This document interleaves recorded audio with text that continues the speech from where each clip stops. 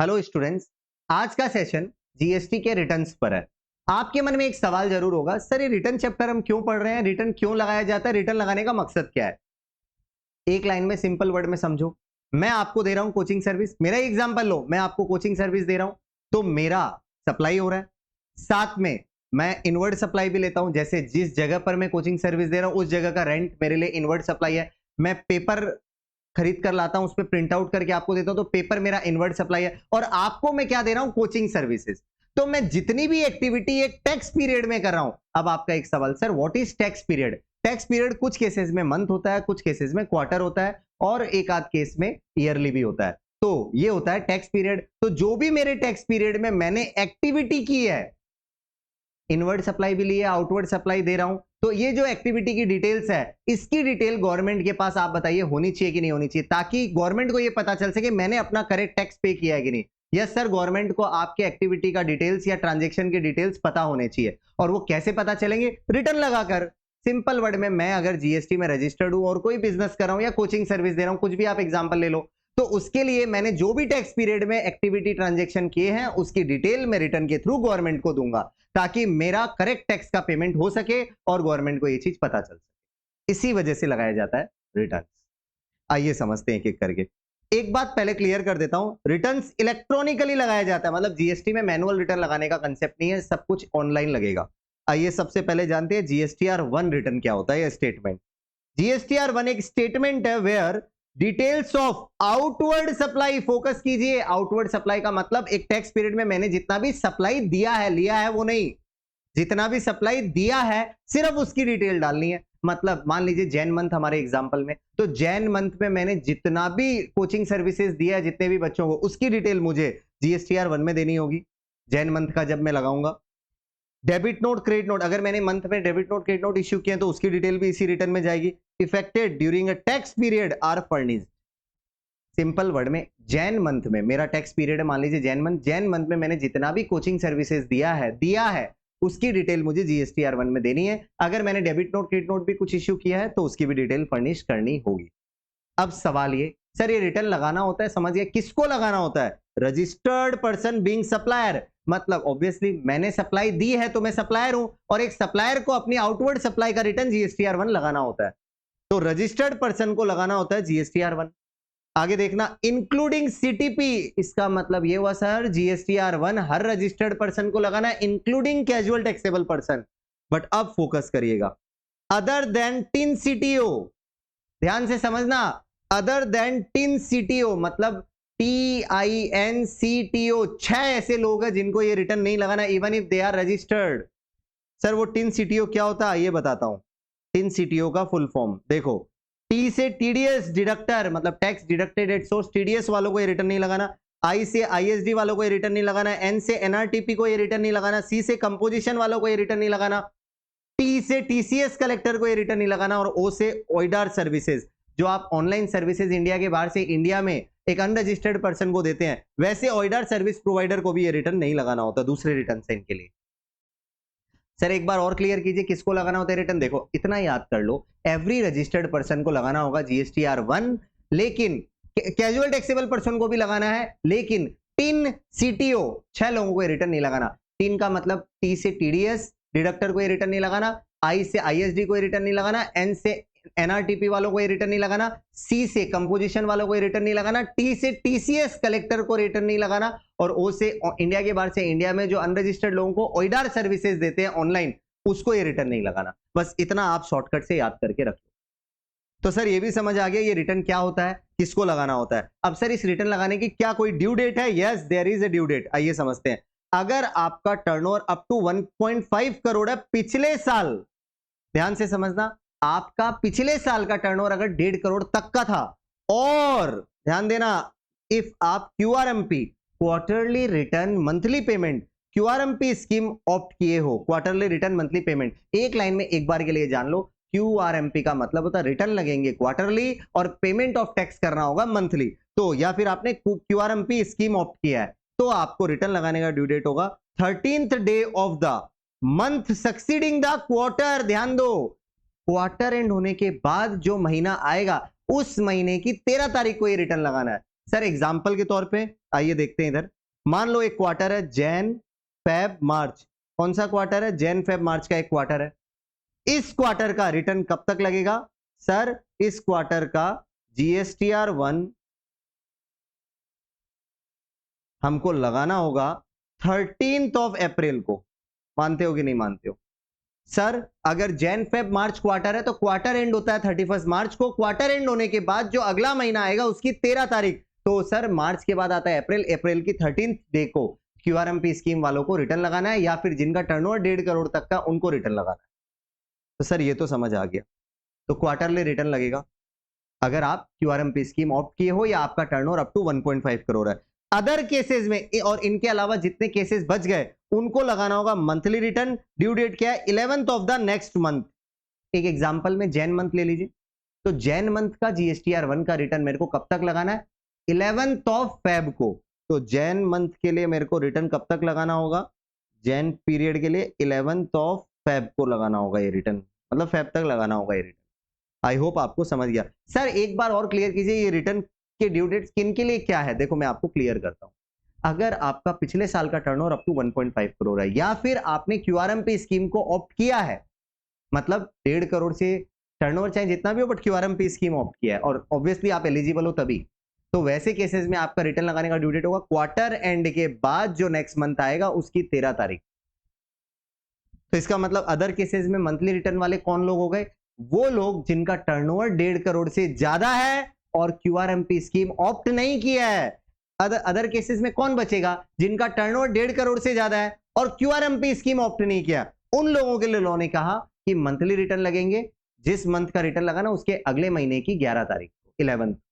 तो आई होप आपको due date clear हो। अब बात करते हैं नोट्स की। नोट नंबर 1 ध्यान देना। Taxpayer cannot file GSTR1 before the end of the current tax period। Sir इसका क्या मतलब निकलता है? ध्यान देना, जैन मंथ की हम बात कर रहे थे, जैन मंथ एंड हुआ ही नहीं और आपको जैन मंथ का रिटर्न लगाना है। लॉ कहता है बेटा ये क्या है, पागल हो गए हो? अरे मंथ तो एंड होने दो, उसके बाद अगले महीने रिटर्न लगाओ, क्योंकि डिटेल पूरी मंथ एंड होने के बाद ही पता चलेगी। इसीलिए लॉ कह रहा है कोई भी टैक्स पीरियड एंड होने से पहले उसका रिटर्न नॉर्मली नहीं लगता, बट एक्सेप्शन है और यही इंपॉर्टेंट है एग्जाम के लिए। दो एक्सेप्शन है। First, casual taxable person after the closure of the business, कि आप एक कैजुअल टैक्सेबल पर्सन और बिजनेस बीच में ही क्लोज हो गया, तब आपको लॉ परमिट कर रहा है कि आप अपना रिटर्न उस मंथ एंड से पहले लगा सकते हो। सर एग्जांपल दीजिए, नहीं समझ आया, देता हूं।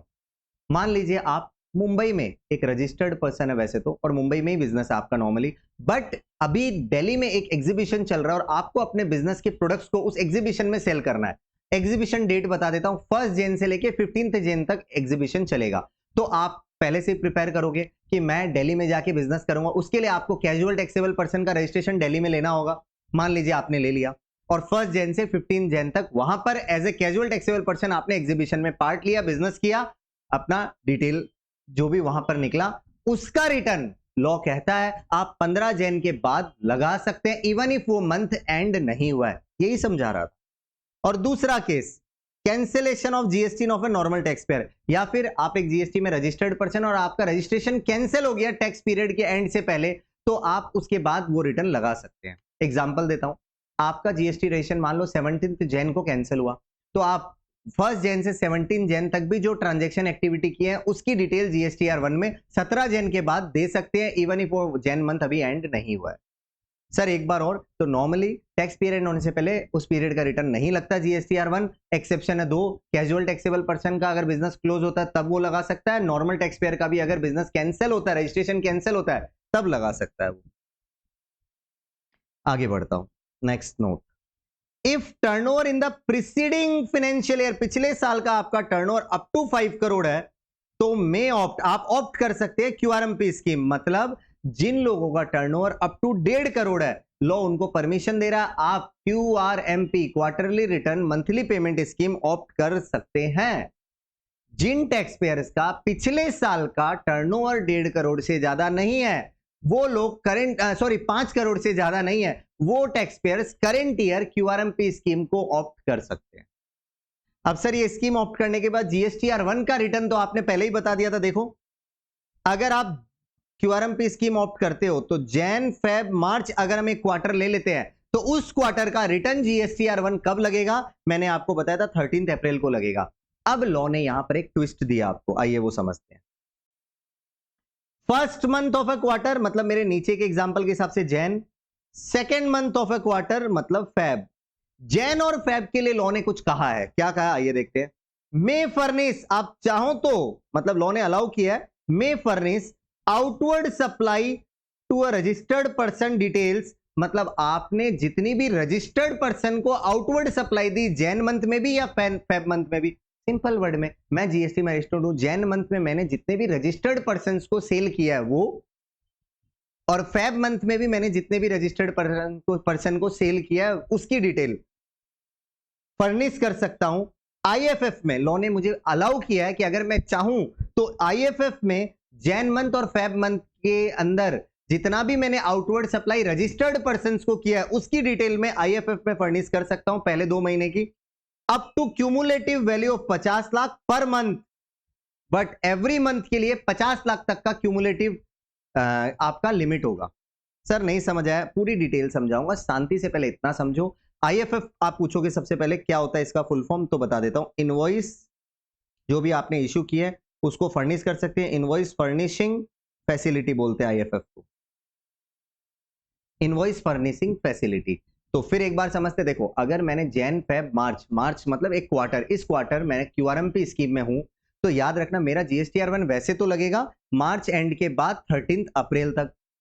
हाउएवर लॉ कह रहा है आप चाहो तो जैन मंथ और फेब मंथ में भी अगर आपने सप्लाई रजिस्टर्ड पर्संस को किया है तो उस जैन मंथ का अप टू 50 लाख का वैल्यू और फेब मंथ का भी अप टू 50 लाख तक का वैल्यू का डिटेल्स आप फर्निश कर सकते हो थ्रू आईएफएफ। जीएसटीआर1 तक के लिए वेट नहीं करना, आप आईएफएफ के थ्रू भी रिटर्न्स के जीएसटी आपकी सप्लाई की डिटेल्स फर्निश कर सकते हो। आपके मन में एक सवाल है क्यों और ये कैलकुलेशंस कैसे होंगी? देखो क्यों का जवाब तो मैं दे देता हूं। अच्छा आप इतना जानते हो अगर मैं एक रजिस्टर्ड पर्सन को सेल करता हूं या सप्लाई देता हूं तो मेरे से अगर वो परचेज करेगा तो मेरे को वो जितना जीएसटी पे किया उस परचेज पे उसका उसको आईटीसी क्रेडिट मिल जाएगा। आई होप आपको इतना पता है। तो अब आप बताइए, मान लो आप जीएसटी में रेगुलर टैक्स पेयर है जो मंथली रिटर्न्स लगाते हैं, मान लो आपका टर्नओवर 5 करोड़ से ज्यादा है तो आप क्यूआरएमपी स्कीम में एलिजिबल नहीं है एक तो, और आप मंथली रिटर्न्स लगा रहे हैं, और मैं क्यूआरएमपी स्कीम में एलिजिबल हूं और मैं क्वार्टरली रिटर्न लगा रहा हूं और आपने मुझसे परचेज किया है। अब दिक्कत कहां आएगी वो समझना, अगर आप मुझसे परचेज करेंगे और मैं अपना जीएसटीआर1 अगर क्वार्टरली ही लगाऊंगा, खाली आईएफएफ का यूज नहीं करूंगा, तो मेरा आपको जो सेल, मैंने जो आपको सेल किया है मतलब आपने जो मुझसे परचेज किया उसके अंदर जो टैक्स है उसका क्रेडिट आपको 3 महीने बाद मिलेगा। मतलब जैन फेब मार्च का जब मैं रिटर्न लगाऊंगा 30 अप्रैल को तब जाके आपको उसका क्रेडिट मिलेगा, क्योंकि गवर्नमेंट को तभी पता चलेगा कि मैंने ऐसी कोई सप्लाई की है। इसीलिए लॉ कहता है अगर क्यूआरएमपी स्कीम वाले अपने रजिस्टर्ड कस्टमर्स को आईटीसी क्रेडिट पहले पहुंचवाना चाहता है तो वो अपने क्वार्टर का पहला महीना मतलब जैन और क्वार्टर का दूसरा महीना मतलब फेब, मेरे एग्जांपल में इन दोनों महीने का अप टू 50 लाख तक का सप्लाई टू रजिस्टर्ड पर्संस का डिटेल्स इनवॉइस फर्निशिंग फैसिलिटी में फर्निश कर दे ताकि सामने वाले को उसका आईटीसी मिल सके। आई होप मेरी बात आपको समझ आई। सर एक बार और बोलिए, तो उसके लिए आपको मेरी इसी रिकॉर्डिंग को पीछे करके सुन लेना। आइए अब एग्जांपल से थोड़ा बेटर समझते हैं। मान लो जैन मंथ में मैंने सप्लाई किया है रजिस्टर्ड पर्सन को 40 लाख का, अनरजिस्टर्ड पर्सन को 15 लाख का। फेब में किया 55 और 20 रजिस्टर्ड अनरजिस्टर्ड, और मार्च में 35 22। अब समझिए आईएफएफ में किस वैल्यू का फर्निश करूंगा। ये जो 40 लाख तक का सप्लाई मैंने जैन मंथ में रजिस्टर्ड लोगों को किया है इसकी डिटेल में इनवॉइस फर्निशिंग फैसिलिटी आईएफएफ में दे सकता हूं ताकि इनको आईटीसी जैन के बाद ही मिल जाए, मतलब जब मैं 13 फरवरी को लगाऊंगा तब इनको डिटेल मिल जाएगा। फेब मंथ में 55 लाख है, ध्यान देना इस बार में पूरा 55 का लॉ अलाउ नहीं करेगा मुझे, इसमें से मैं 50 लाख तक की डिटेल आईएफएफ में फर्निश कर सकता हूं। इसमें से मैं सिर्फ 50 लाख तक की डिटेल ही आईएफएफ में फर्निश कर पाऊंगा। और सर जो बच गई वैल्यू वो, जैसे इस 15 लाख की बात कर रहा हूं मैं, इस 55 लाख में भी बचे हुए 5 लाख की बात कर रहा हूं मैं, इसकी बात कर रहा हूं, इस 20 लाख की बात कर रहा हूं, और मार्च मंथ का 35 और 22 ये सब की डिटेल मैं डायरेक्टली डाल दूंगा जीएसटीआर1 में। ध्यान से समझना, मैं डायरेक्टली डाल दूंगा जीएसटीआर1 में। ये जितने भी येलो में मैंने किया है इनकी डिटेल्स में जीएसटीआर1 में डायरेक्टली डाल दूंगा। तो इस तरह से होता है आईएफएफ और जीएसटीआर 1। हाँ, आपका एक सवाल रह गया सर, आईएफएफ जैन मंथ का फेब में कब लगेगा, फेब मंथ का मार्च में कब लगेगा? तो आइए दिखा देता हूं आईएफएफ का ड्यू डेट क्या है। इनवॉइस फर्निशिंग फैसिलिटी, देखो 13th day of the succeeding month, मतलब मंथ एंड होने के बाद नेक्स्ट मंथ की 13 तारीख तक आप आईएफएफ फर्निश कर सकते हैं। एक बार इजी से समझाता हूं, अगर आप क्यूआरएमपी स्कीम लेते हैं तो आपको क्या करना है, पहला महीना, दूसरा महीना, क्वार्टरली रिटर्न की बात करूंगा। फर्स्ट मंथ होता है जैन, मेरे एग्जांपल में अगर मैं जैन फेब मार्च क्वार्टर का एग्जांपल हूं तो जैन मंथ के अंदर मैंने जितना भी आउटवर्ड सप्लाई किया रजिस्टर्ड लोगों को, उसकी डिटेल्स अप टू 50 लाख तक की मैं आईएफएफ में फर्निश कर सकता हूं। वो लगेगा अपना 13th फेब को। अब बात करते हैं फेब मंथ में मैंने जितना भी सप्लाई दिया है outward supply to registered person, उसमें भी अप टू 50 लाख तक की जो वैल्यू है उसका डिटेल में इनवॉइस फर्निशिंग फैसिलिटी आईएफएफ में फर्निश कर सकता हूं। और कब तक करना होगा, 13th मार्च को। और उसके अलावा जितनी भी सप्लाई मैंने जैन मंथ में की है और फेब मंथ में की है और मार्च मंथ में जितनी भी सप्लाई की है, उन सब का डिटेल मुझे डालना होगा अपना जीएसटीआर 1 में, जो लगेगा मेरा 13th अप्रैल को। तो आई होप आपको अब पूरा कंसेप्ट क्लियर। आइए आगे बढ़ते, नेक्स्ट पॉइंट पे ध्यान देना। ये सब छोटे छोटे पॉइंट को इग्नोर मत करना। GSTR 1 needs to be filed even if there is no business activity, मतलब नील रिटर्न भी लगाना पड़ता है। मान लीजिए जैन मंथ में आपके बिजनेस का, किसी के बिजनेस का पूरे मंथ का कोई टर्नओवर नहीं है, आपका बिजनेस का ऐसा नहीं होगा, किसी और का लेते हैं, तो जैन मंथ में किसी के बिजनेस का पूरे मंथ कुछ भी नहीं हुआ टर्नओवर, तब भी लॉ कहता है एक नील रिटर्न भी आपको लगाना होगा। और नील रिटर्न लगाने के लिए घबराइए मत, एक एसएमएस के थ्रू भी लग जाएगा using the registered mobile number. आपका जीएसटी पोर्टल पर जो भी रजिस्टर्ड मोबाइल नंबर है, उस मोबाइल नंबर के थ्रू एक मैसेज से भी, एक एसएमएस से भी आपका नील रिटर्न लग जाता है। सर कैसे लगाना, ये वो हमारे लिए रेलेवेंट नहीं है, जो मैं नहीं बता रहा। आइए आगे जाते हैं। Next note, person opting for voluntary cancellation of GST, अगर आप अपना जीएसटी रजिस्ट्रेशन वॉलंटरीली कैंसिल करा रहे हैं, shall file GSTR 1 for active period. तो जब तक आप जीएसटी में एक्टिव थे तब तक के रिटर्न्स आपको जीएसटीआर 1 वगैरह लगाना ही पड़ेगा। इसका मतलब ये नहीं है कि आप अगर वॉलंटरीली रजिस्ट्रेशन कैंसिल करा रहे तो आप ये कहेंगे मैं पुराने पीरियड का रिटर्न्स नहीं लगाऊंगा। लॉ कहता है वॉलंटरीली भी रजिस्ट्रेशन कैंसिल कराओगे तो आप जब तक एक्टिव थे तब तक के पीरियड के रिटर्न्स आपको लगाने होंगे। यही है पूरा जीएसटीआर 1 का कंसेप्ट। आप चाहो तो एक बार रिवाइज करो, उसके बाद ही आगे बढ़ो। नेक्स्ट है हमारा जीएसटीआर 3B रिटर्न। क्या है ये? अ रिटर्न इवन इफ नील आपको लगाना होगा फॉर एवरी टैक्स पीरियड और part of outward supply, inward supply, liable under RCM, eligible ITC, tax payment etcetera. इसका मतलब सर हमको अब समझ आया, जीएसटीआर 1 में सिर्फ हमारा आउटवर्ड सप्लाई का डिटेल्स फर्निश होता है और 3B के अंदर सारी डिटेल फर्निश होती है, जिससे आपका टैक्स पेबल निकल जाएगा और आप टैक्स पे कर दें। इसका मतलब हमें जब टैक्स का पेमेंट करना हो तब रिटर्न लगेगा जीएसटीआर 3B, और इस रिटर्न में सारी डिटेल होंगी। आउटवर्ड सप्लाई पे जो टैक्स आ रहा है वो, उसमें से जो मेरा एलिजिबल आईटीसी है वो लेस हो जाएगा। रिवर्स चार्ज में अगर कोई टैक्स पेबल है वो फिर ऐड कर दो, और उसके बाद जो बैलेंस पेबल है, जो आपका टोटल आया, उसको आप पे करोगे जीएसटीआर 3B रिटर्न के। अब आपका फिर से वही सवाल, सर ये रिटर्न किनको लगाना होता है? मैं अगर एक लाइन लिख दूं तो आपके लिए ज्यादा इजी है। जीएसटीआर 1 की तरह ये सेम है। इसका मतलब सर जिनको जीएसटीआर 1 लगाना था उन्हीं को 3B लगाना है।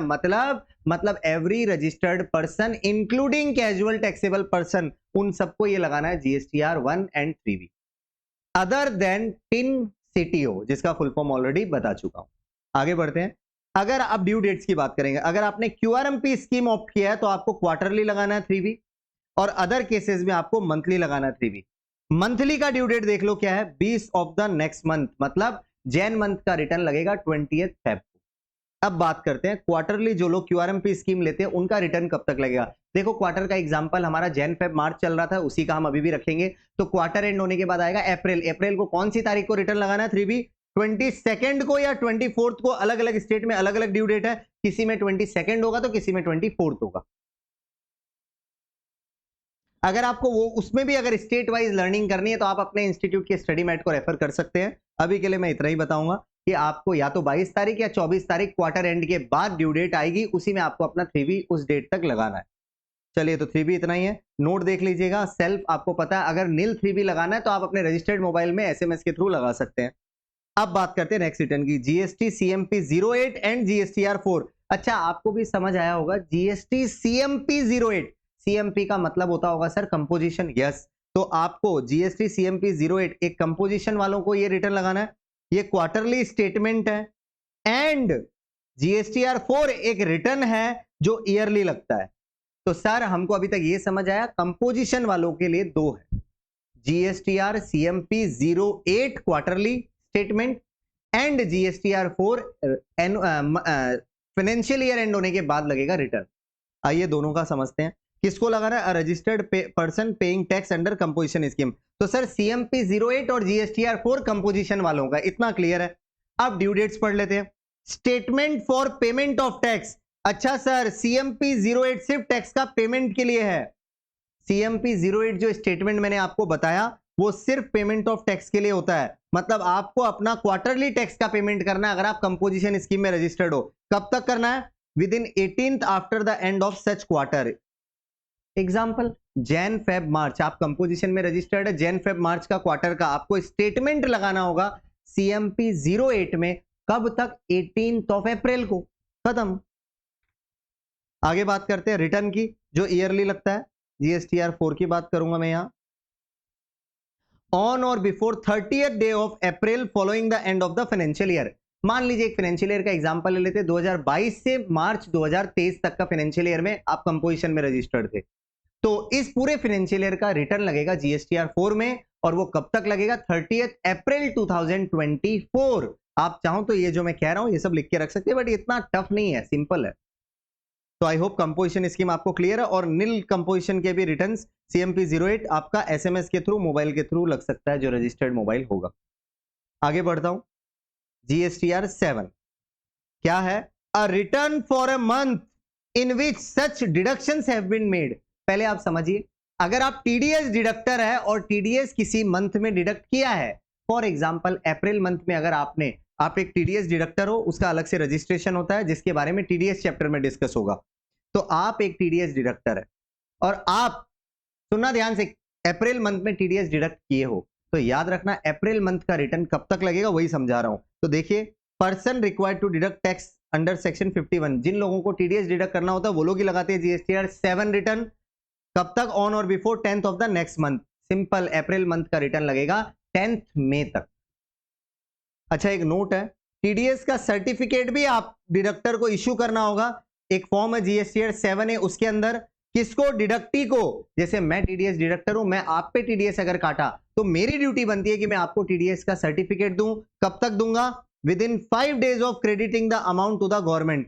जिस दिन मैं गवर्नमेंट को पैसा जमा कराऊंगा, मान लो 10th मई को मेरा टीडीएस रिटर्न लगाने का ड्यू डेट था और 10th मई को ही गवर्नमेंट को मैंने टैक्स का पेमेंट किया, तो मेरी ड्यूटी बनती है 15th मई तक मैं आपको सर्टिफिकेट इश्यू करके दे दूं। लर्न कर लो आप। फिर से एक बार, अगर मैं टीडीएस का डिडक्टर हूं तो मुझे टीडीएस डिडक्शन के अगेंस्ट एक रिटर्न लगाना होता है जीएसटीआर 7। कब तक? नेक्स्ट मंथ की 10th तक। और मान लीजिए मैंने नेक्स्ट मंथ की 10th को ही वो रिटर्न लगाकर टैक्स का पेमेंट किया, तो वहां से मुझे 5 दिन मिलेंगे टीडीएस सर्टिफिकेट इश्यू करने के लिए। वो सर्टिफिकेट इश्यू होंगे फॉर्म जीएसटीआर 7A में। आगे बढ़ते हैं। जीएसटीआर 6, ध्यान देना क्या है ये? A return for every calendar month part furnishing details with respect to ITC, eligible ineligible RTC to be distribution of ITC वगैरह। मतलब सर आईटीसी का अगर हम डिस्ट्रीब्यूशन करें तो हमको लगाना होगा जीएसटीआर 6। फिर कह रहा हूं, अगर आप आईटीसी का डिस्ट्रीब्यूशन करोगे तो आपको लगाना होगा जीएसटीआर 6। और आईटीसी का डिस्ट्रीब्यूशन कौन करता है? एक ही एसएससी है, every taxable person registered as input service distributor. अगर आप एक इनपुट सर्विस डिस्ट्रीब्यूटर है, फिर से सुनना, अगर आप एक इनपुट सर्विस डिस्ट्रीब्यूटर है तो आपको रिटर्न लगाना होगा जीएसटीआर 6 में, अगर आपको इनपुट सर्विस का आईटीसी का डिस्ट्रीब्यूशन करना है तो। सर इसके बारे में डिटेल्स में समझाइए। देखो, उसके लिए आईटीसी चैप्टर रेफर कीजिए, रिटर्न चैप्टर में वो डिस्कशन में नहीं करूंगा। एक इनपुट सर्विस डिस्ट्रीब्यूटर को अगर अपना आईटीसी का डिस्ट्रीब्यूशन करना है तो जीएसटीआर 6 के थ्रू ही ये काम हो सकता है, रिटर्न लगाकर। और कब तक लगाना होता है return? 13th of the month succeeding the tax period. मतलब जैन मंथ में मैंने जितने भी आईटीसी के डिस्ट्रीब्यूशंस किए अपने यूनिट्स को, कौन करता है distribution? ISD, input service distributor करता है। तो उसके लिए ड्यू डेट है अगले महीने की 13 तारीख, मतलब जैन मंथ का होगा due date 13th of Feb. Learn कर लीजिए। अब हम एक बार जितना पढ़ते हैं उसको रिवाइज करते हैं। देखो, जीएसटीआर 1 किसको लगाना होता है? अगर आप एक रजिस्टर्ड पर्सन है other than tin CTO but including casual taxable person. Sir ये टिन सीटीओ कौन होता है? टीडीएस वाले, ISD input service distributor, NRTP, सी से कंपोजिशन, सी टी से टीसीएस कलेक्टर और ओ से ओइडार सर्विस इंडिया के बाहर से इंडिया में अनरजिस्टर्ड पर्सन को। इनको छोड़कर बाकी सबको जीएसटीआर 1 लगाना होता है और 3 भी लगाना होता है। दोनों का मैंने आपको बता दिया किनको लगाना होता है। जीएसटीआर 1 क्या होता है? जितना भी आपने आउटवर्ड सप्लाई किया एज ए सप्लायर उसकी डिटेल जाती है जीएसटीआर 1 में। और कब तक लगाना होता है? अगर हम नॉर्मल मंथली केस की बात करें तब तो अगले महीने की 11 तारीख 11th को। लेकिन अगर हम क्वार्टरली बात करें, क्वार्टरली कौन लगा सकता है ये रिटर्न? ध्यान से सुना, जिनका टर्नओवर या तो 1.5 करोड़ तक का है या फिर जिन्होंने क्यूआरएमपी स्कीम ऑप्ट किया है वो लोग लगाएंगे क्वार्टरली ये रिटर्न। और कब तक लगेगा? क्वार्टर एंड होने के बाद जो मंथ आएगा उसकी 13th को 13 तारीख। हाँ, यहां एक चीज और याद रखना, जो लोग क्यूआरएमपी स्कीम ऑप्ट करते हैं उनको लॉ ने ऑप्शन दिया है कि आप पहले 2 महीने के क्वार्टर का पहला 2 महीने का जो आउटवर्ड सप्लाई का डिटेल है वो आप आईएफएफ के थ्रू फर्निश कर सकते हैं। पहले महीने का होगा, पहला मंथ मतलब अगर जैन फेब मार्च क्वार्टर की बात करें तो जैन मंथ के अंदर आपने अगर रजिस्टर्ड पर्सन को आउटवर्ड सप्लाई किया है तो अप टू 50 लाख तक की वैल्यू ऑफ सप्लाई का आप डिटेल्स फर्निश कर सकते हैं थ्रू आईएफएफ। ध्यान से सुना, उसका ड्यू डेट होगा 13th ऑफ नेक्स्ट मंथ मतलब फेब जैन के लिए, और वैसे ही फेब के लिए भी 13th ऑफ मार्च। बस ये याद रखना। तो जीएसटीआर 1 में मेनली इतना ही सीखा आपने। अब बात करते हैं जीएसटीआर 3B का। तो 3B किसको लगाना होता है? सर सेम जिनको जीएसटीआर 1 लगाना था उनको 3B लगाना होता है। 3B में हम सिर्फ आउटवर्ड सप्लाई की डिटेल नहीं डालते हैं, सारी डिटेल डालते हैं जिससे हमारा टैक्स पेबल निकल जाए और हम उसको पे करके रिटर्न लगा देते हैं। ये रिटर्न का ड्यू डेट क्या है? अब देखो, अगर आप मंथली वाले हो तो आपका अगले महीने की 20 तारीख है, it's simple as that. But अगर आप क्यूआरएमपी स्कीम ऑप्ट कर रहे हो तब लॉ कहता है क्वार्टर एंड होने के बाद जो नेक्स्ट मंथ आएगा उसकी 22nd या 24th होगी आपकी ड्यू डेट। अलग अलग स्टेट में अलग अलग ड्यू डेट है। अब बात करते हैं सीएमपी 08 एंड जीएसटीआर 4 की, मतलब कंपोजिशन स्कीम वालों को कौन सा रिटर्न लगाना है? ध्यान से समझना, कंपोजिशन स्कीम वालों को एक तो लगाना है स्टेटमेंट फर्निश करना है सीएमपी 08 जिसके थ्रू आपको टैक्स का पेमेंट हर क्वार्टर करना है और उसका ड्यू डेट है नेक्स्ट क्वार्टर एंड होने के बाद जो नेक्स्ट मंथ आएगा उसकी 18th ड्यू डेट आपकी। और जीएसटीआर 4 लगता है ईयर एंड होने के बाद जो अप्रैल मंथ आता है उसकी 30th अप्रैल तक लगेगा जीएसटीआर 4 रिटर्न पूरे ईयर का। नेक्स्ट ईयर एंड होने के बाद जो नेक्स्ट मंथ आएगा उसकी लास्ट डेट तक मतलब अप्रैल 30th तक। आगे बढ़ते हैं, जीएसटीआर 7 अब किसको लगाना होता है? ध्यान से समझना, जीएसटीआर 7 सर टीडीएस डिडक्टर को लगाना होता है। अब सवाल है कब तक? तो जीएसटीआर 7 टीडीएस डिडक्टर वालों को जो मंथ का रिटर्न लगा रहे हैं वो उस मंथ का नेक्स्ट मंथ जो होगा उसकी 10 तारीख तक। सर समझ आ गया। और उसके बाद एक बात करते हैं हम जीएसटीआर 6 की, किसको लगाना होता है? इनपुट सर्विस डिस्ट्रीब्यूटर को। आईएसडी जितना भी टैक्स का क्रेडिट का डिस्ट्रीब्यूशन करना चाहता है तो वो तभी कर पाएगा जब वो चालान बनाएगा उसका और रिटर्न लगाएगा जीएसटीआर 6। कब तक लगेगा ये रिटर्न? अगले महीने की जिस मंथ का आपको रिटर्न लगाना उसके नेक्स्ट मंथ की 13th को आपको ये रिटर्न लगाना होगा मैक्सिमम, मतलब वो है ड्यू डेट। आई होप आपको ये पूरा क्लियर। अब हम फिर से लेते हैं रिटर्न्स। तो देखो अब नेक्स्ट हमारा है जीएसटीआर 5 रिटर्न, कौन लगाएगा? NRTP non resident taxable person लगाएंगे रिटर्न। कब तक लगाते हैं? अर्लियर ऑफ, देखिएगा number A, with in 13 days after the end of a calendar month. मतलब जैन मंथ एंड होता है तो 13 फेब, और with in 7 days after the last day of the period of registration. और अगर आपका रजिस्ट्रेशन किसी पर्टिकुलर मंथ में एंड होता है या पीरियड पे एंड होता है तो जिस दिन रजिस्ट्रेशन एंड होता है वहां से 7 days which ever is earlier आपको अपने जीएसटीआर 5 को लगाना होगा। सिंपल वर्ड में एनआरटीपी जब जब पूरा मंथ का रिटर्न लगाएगा तब तक तो नेक्स्ट मंथ की 13 तारीख तक रिटर्न लगाएगा, और जब उसका रजिस्ट्रेशन कैंसिल होगा तो जिस दिन रजिस्ट्रेशन कैंसिल होगा वहां से 7 दिन में उसको रिटर्न लगाना होगा। अल्टीमेटली इसका मीनिंग इतना ही निकल कर आता है। यह है एनआरटीपी का रिटर्न। नेक्स्ट जीएसटीआर 5 रिटर्न किसको लगाना? ओइडार सर्विसेज, जो लोग इंडिया के बाहर से ऑनलाइन इंडिया में सर्विस दे रहे अनरजिस्टर्ड लोगों को। सर ये कहां लिखा हुआ? देखो ओइडार सर्विस का meaning person providing OIDAR service online service from a place outside India, बाहर से दे रहे हैं सर्विस किसको? टू है एनटीओआर इन इंडिया। एनटीओआर इन इंडिया का मतलब है non taxable online recipient, non taxable online recipient मतलब unregistered persons in India online services ले रहे हैं इंडिया के बाहर के सप्लायर से, तो इंडिया के बाहर के सप्लायर को रिटर्न कौन सा लगाना है? GSTR 5A। कब तक लगाना है? नेक्स्ट मंथ की 20th को, मतलब जैन मंथ की बात करें तो फेब 20th तक इनको रिटर्न्स लगाने हैं जीएसटीआर 5A। आगे बढ़ते हैं जीएसटीआर 8, ईसीओ कलेक्टिंग टीसीएस। तो ये टीसीएस का रिटर्न है जो ई कॉमर्स ऑपरेटर लगाता है जीएसटीआर 8 के थ्रू। कब तक लगाना होता है? नेक्स्ट मंथ की 10 तारीख। जैसे टीडीएस का रिटर्न भी नेक्स्ट मंथ की 10 तारीख है, वैसे टीसीएस का रिटर्न का भी नेक्स्ट मंथ की 10 तारीख तक का ही ड्यू डेट है। आगे बढ़ते हैं, अब एनुअल रिटर्न की बात करेंगे अलग अलग।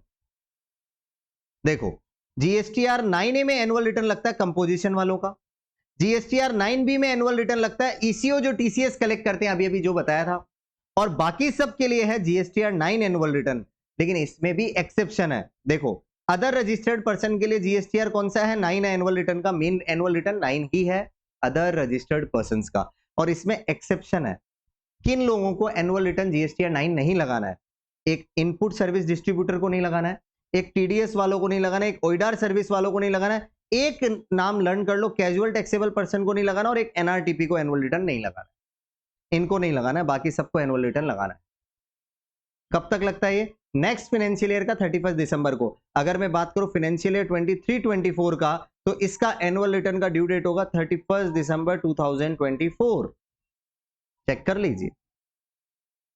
तो सर, कंपोजिशन वालों का एनुअल रिटर्न है 9A, टीसीएस वालों का एनुअल रिटर्न है 9B, और बाकी सबका रजिस्टर्ड पर्संस का एनुअल रिटर्न है जीएसटीआर 9। और कुछ लोगों को एनुअल रिटर्न नहीं लगाना पड़ता। किनको नहीं लगाना पड़ता? अगर हम शॉर्टकट बनाए तो टिन सीओ बनेगा यहां पर, टिन सीओ। सर, टिन में टीडीएस तो ऐसे ही रहेगा, आई में आईएसडी रहेगा, एन में एनआरटीपी रहेगा। तो ये तो टिन हमको पहले से ही याद था, इनको एनुअल रिटर्न नहीं लगाना, अभी भी हम याद कर पाएंगे। लेकिन सी पहले कंपोजिशन था ऊपर, जहां हमने जीएसटीआर 1 और 3B में पढ़ा था, जिनको नहीं लगाना है। बट यहां सी का मतलब है सीटीपी और ओ का मतलब है ओइडार सर्विसेज, इनको एनुअल रिटर्न नहीं लगाने हैं।